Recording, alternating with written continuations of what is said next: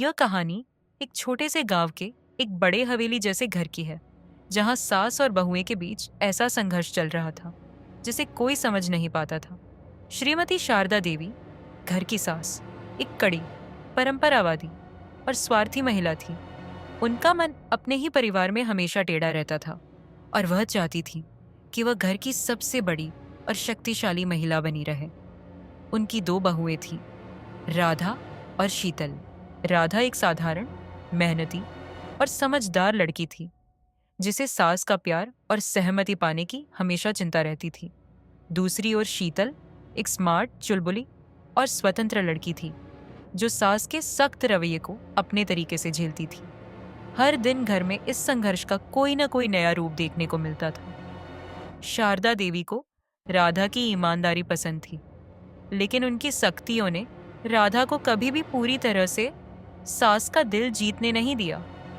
वहीं शीतल को वे हमेशा अपनी समझदार बहू नहीं मानती थी। राधा, तुमने फिर से बर्तन नहीं धोए। तुमसे ये काम ठीक से नहीं हो सकता। देखो शीतल को, कितनी जल्दी सब कर लेती है। माँ जी, मैं बस अब खत्म कर रही थी, थोड़ा और समय चाहिए था। अरे राधा दीदी, थोड़ा और तेजी से काम करो। माँ जी की नजरें हमेशा तुम पर ही रहती हैं। राधा के दिल में यह बातें गहरी लग रही थी, लेकिन उसने अपनी चुप्पी बनाए रखी। वह जानती थी कि अगर उसने कुछ कहा तो नाराजगी और बढ़ेगी। लेकिन शीतल की मुस्कान के पीछे एक चतुराई छुपी थी। वह अपनी तरकीब से सास का दिल जीतने की कोशिश करती थी। राधा और शीतल के बीच अब एक दिलचस्प खेल शुरू हो चुका था। एक दिन जब वे दोनों अकेले थे, शीतल ने राधा से कहा, देखो राधा, तुम खुद को बहुत गंभीरता से लेती हो। माँ जी को खुश करने के लिए तुम अपनी पूरी जिंदगी लगा देती हो, लेकिन सच कहूँ तो उन्हें कोई फर्क नहीं पड़ता। अगर तुम थोड़ा स्मार्ट बनो तो शायद तुम्हारा काम आसान हो सकता है। क्या मतलब है तुम्हारा? मतलब, अगर तुम अपनी मेहनत के साथ थोड़ी सी समझदारी और चतुराई डालो तो सब कुछ बदल सकता है। माँ जी को दिखाओ कि तुम भी उतनी ही स्मार्ट हो जितनी मैं। राधा को शीतल की बातों में कोई अच्छाई दिखाई दी, लेकिन वह फिर भी संकोच करती रही। क्या उसे अपनी मेहनत और ईमानदारी के बावजूद इस चतुराई का सहारा लेना चाहिए था? अगली सुबह राधा ने ठान लिया कि वह आज कुछ अलग करेगी। उसने सब काम जल्दी और सही ढंग से किए, लेकिन अब उसकी सोच में कुछ और था। उसने कुछ नया किया, चुपके से शीतल के सुझावों का पालन करते हुए। शारदा देवी ने देखा कि राधा ने कुछ नई तकनीकों का इस्तेमाल किया था। तुमने ये क्या किया राधा? इतना स्मार्ट तरीका, तुम्हें तो कभी ये नहीं आता था। क्या तुमने शीतल से कुछ सीखा है? नहीं माँ जी, ये तो मैंने अपनी मेहनत से किया है। लेकिन शीतल ने राधा को चुपके से देखा और उसकी आंखों में चतुराई झलकी। वह जानती थी कि अब राधा भी उसी रास्ते पर चल रही थी जिस पर वह खुद चलती थी। एक दिन दोपहर में शारदा देवी ने दोनों बहुओं को एक साथ खाना बनाने का काम सौंपा। राधा और शीतल ने मिलकर रसोई में काम किया, लेकिन शारदा देवी की आंखों से एक कड़ी नजर उन पर बनी रही। जैसे ही खाना तैयार हुआ, शारदा देवी ने दोनों से पूछा, राधा, शीतल, तुम दोनों ने ये क्या किया? ऐसा खाना बनाना तो तुम्हें आता नहीं था। माँ जी, मैंने थोड़ी सी नई चीजें ट्राई की हैं, उम्मीद है आपको पसंद आएगा। माँ जी, ये नई रेसिपी है। राधा ने इसे बहुत मेहनत से तैयार किया है। शारदा देवी ने पहली बार कुछ वक्त के लिए चुप्पी साध ली और फिर उसने दोनों को देखा। इस बार उसकी नजरों में किसी तरह की तृप्ति थी, जैसे उसने एक नई बात समझी हो। अब घर में हर रोज कुछ न कुछ नया होता था। दोनों बहुएं अपने अपने तरीके से सास का ध्यान आकर्षित करने की कोशिश कर रही थीं। राधा ने सोचा कि वह अब केवल मेहनत से नहीं, बल्कि समझदारी से भी काम करेगी। वहीं शीतल ने भी अपने स्मार्ट और चुलबुले अंदाजों से काम करने का तरीका बदला।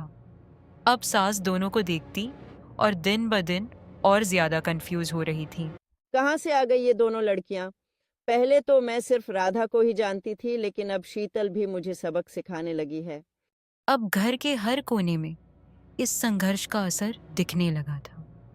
राधा और शीतल दोनों के बीच एक नई शक्ति का संघर्ष था। लेकिन किसी को भी यह नहीं पता था कि अंत में क्या होगा।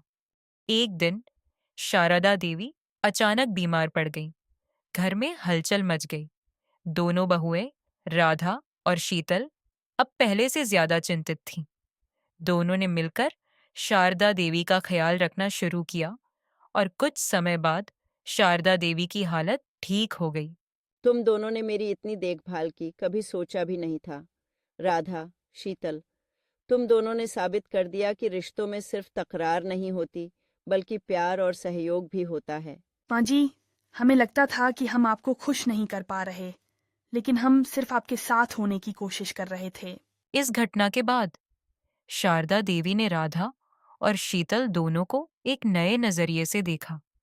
उन्होंने महसूस किया कि इस घर में प्यार और समझदारी से ही परिवार का संतुलन बना सकता है।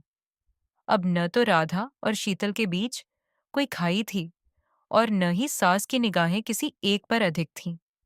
इस बदलाव के बाद राधा और शीतल ने साथ मिलकर घर के हर काम को और भी खूबसूरती से किया। शारदा देवी ने दोनों को गले लगाकर कहा, अब मुझे लगता है कि एक परिवार में अलग-अलग लोग एक साथ कैसे बढ़ सकते हैं। तुम दोनों ने साबित किया कि प्यार, मेहनत और समझदारी से किसी भी रिश्ते में शांति हो सकती है।